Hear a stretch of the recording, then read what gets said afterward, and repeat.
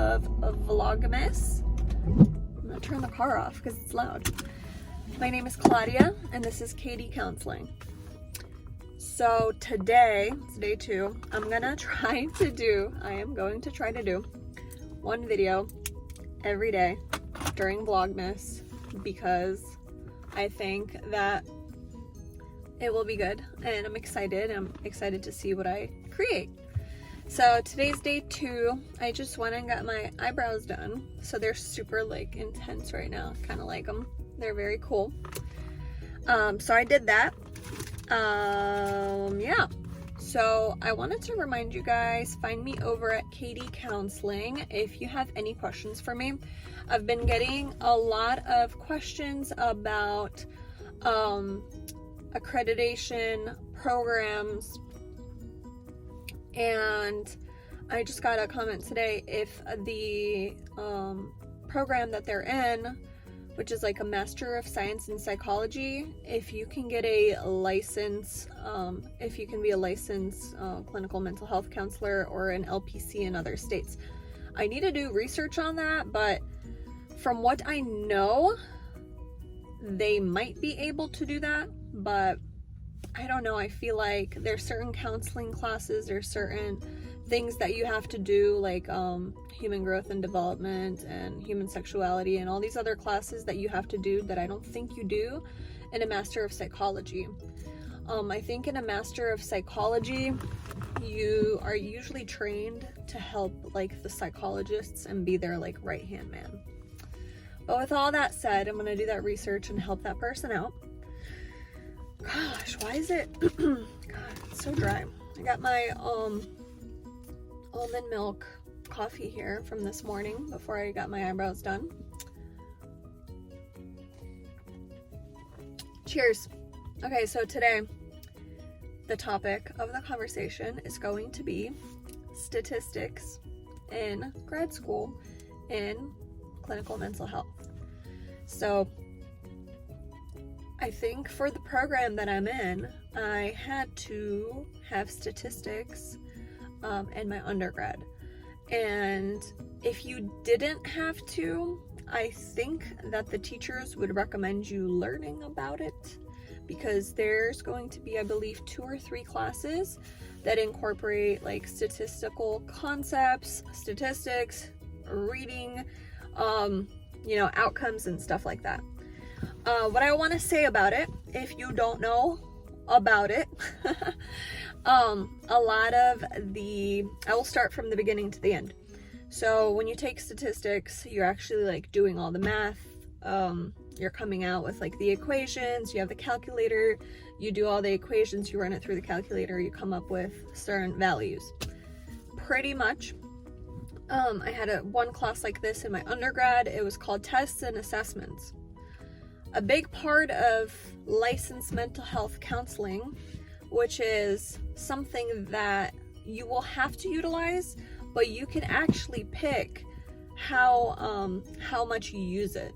So what I've learned from this class, what is it called? It's called assessment, and it's like opposite, assessment and testing or something. I gotta look this up. Hold on. I'm gonna look this up. I'm blabbing all over the place. Got my iPad with me. I came prepared today, guys. I came prepared. What is this? Oh, okay. So, the class I am taking is called syllabus. Sorry, I've taken so many classes with similar names. I do not remember what it's called. It is called Individual Evaluation and Assessment. So this is your first class that you're going to have in your master's. From what I'm learning, and I'm almost done with this class, it is very helpful to understand statistics because you are showed and you're taught how to give assessments to people. So for example, let's say you work at a substance abuse clinic. You go in, a person comes in, and to see like the severity of their addiction or what they're really going through, or You can do this with, you know, like the Beck depression inventory. I think that's what it's called. Gosh, there's so many. I'm really bad at remembering stuff, guys, if you haven't noticed. Beck depression, yes. Beck depression inventory. The Beck depression inventory, created by Aaron T. Beck, is a 21-question multiple choice self-report inventory. So do you guys ever remember getting any of these tests in school? SATs, GRE, they're all assessments for different things. The FCATs that we used to have down here, what other assessments? There's like the happiness questionnaire. There's so many different kinds. And with the level of education that you get, you can administer different assessments. So with the bachelor's, there's levels. Hold on. There's like 3 different levels. I don't know if it goes A, B, and C. So like A is psychologist, B is master's, C is bachelor's. I think that's how it goes.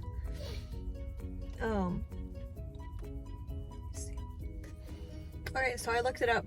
Yes, level A is the first level, then level B, graduate level, and then level C, well, graduate, I mean like master's degree, licensed professionals. And here it says level C, certified or full active membership. So licensed clinical psychologists are usually the ones that administer and interpret. So pretty much like psychologists can give certain diagnoses. Even though master's degree level students and practitioners can give like mental health diagnosis, there's other things that only psychologists can like confirm and do and give. And you have to have a certain amount of education to even purchase those assessment tools. So that was pretty interesting to know. So yeah, where are we at? All right, so pretty much undergrad statistics really helped. I took a test and assessments class because I was in the substance abuse undergrad. That really helped. Now is my first statistical class, and the book for it is called, I'll show it to you. It's called Assessment Procedures for Counselors and Helping Professionals. So that's the book that we're using for this. And it really goes over everything, like all the different tests and how they're interpreted and who uses them and what to know about them, which is really cool and exciting, because if you think, let's think about like actually making this your career, making money, and this is, you know, your profession. A lot of these things, if you can get the extra credentials, or you can get the know-how, or you're able to purchase these tools with your licensure, you can make more money. You can have like a different day, you know, you can do a couple of clients, then you can schedule some assessments, you can work for yesterday one of my favorite people came back into town, and I got the pleasure to talk to her. She is retired and she's a psychotherapist. She was an LPC, but she had all the, you know, credentials that you could get with the masters. So we always talk. She always like checks in on me, and she was telling me that if I'm interested in like substance abuse, once you get some experience, you can work. I think it's called the SAP, the SAP. And it is for like the transportation. Okay, so for transportation management and logistics, all right, they let's say that the drivers, you know, it happens to the best of us, they're in trouble for something, substance abuse, alcohol, ... There's specialty therapists, licensed mental health counselors, LPCs, maybe even social workers, I don't know, but whoever has the license to work in substance abuse and this realm of things, you can get hired with them. It's sap.com. And she was telling me that's what she did for a part of her journey in this career, and that it paid very well, and you're dealing with people that sometimes really need help, and they're very happy because they are also licensed individuals that, you know, their life depends on this licensure. And we live in the United States and we have, you know, things happen. We want people to win. So that's how she explained it to me. Like, she would help the people if they needed substance abuse treatment, or if they were dependent or abusing alcohol. She was there to help them, but also to help this department make sure that their system is safe, reliable, and nothing happens, you know? So that was really cool. But yeah, when it comes to the statistics, again, I got a little off track, but I wanted to tell you guys that because I talk to everybody. I tell them everything. I'm like, yeah, I'm in school for this. There are so many people that come up to me, or like, I'll be like, oh yeah, I go to this and this school, I'm learning this. And mental health is really, like, it touches everybody's life. And I love that, because I feel like you make an impact. And even if you think that, oh, I'm not doing anything, I just have a bachelor's, or I'm just doing this, you're doing enough. You're doing great. It's good. Just keep going. So the other thing I wanted to say about this statistical thing, I just read it on here as well. To be like a psychometrist, you only need a bachelor's degree. You're usually working underneath, like I said, a psychologist. You do have to have like extra training, but it's a viable thing, where, you know, you learn certain assessments, you're giving the assessments, and they're being interpreted by the psychologist. So that's the difference there. You're working for somebody, you're not doing them yourself.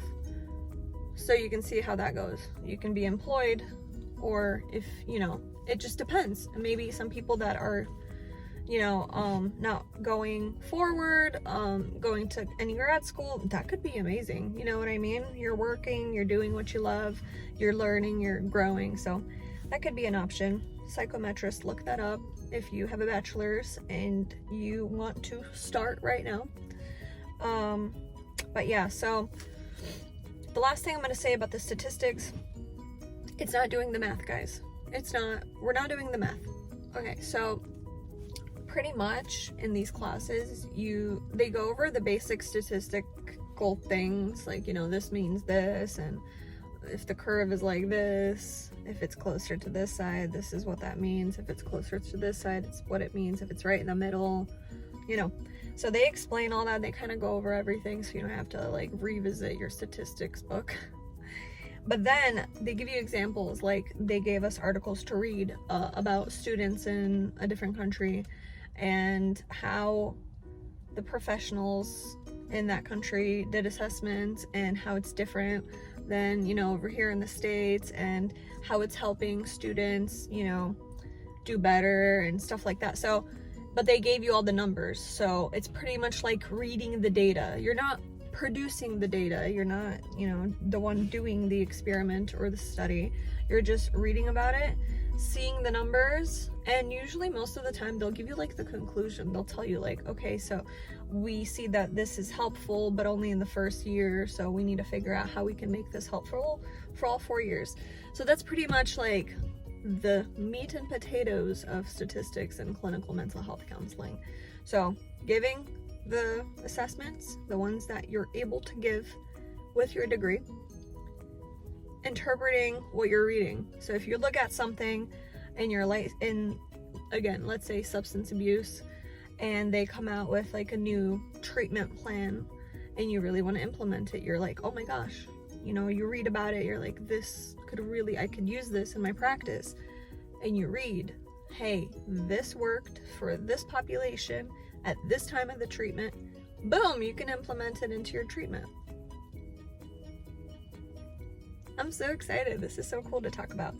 So pretty much that's how statistics fit into this profession, which is really exciting because, you know, you learn different things. You can be useful in different places.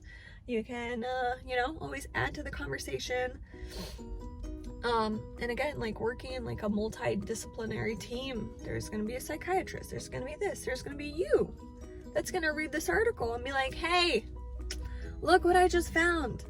This could be used with group A on Monday night. I think this would fit with the treatment plan we've been doing. this might help us out with, you know, whatever our goals are.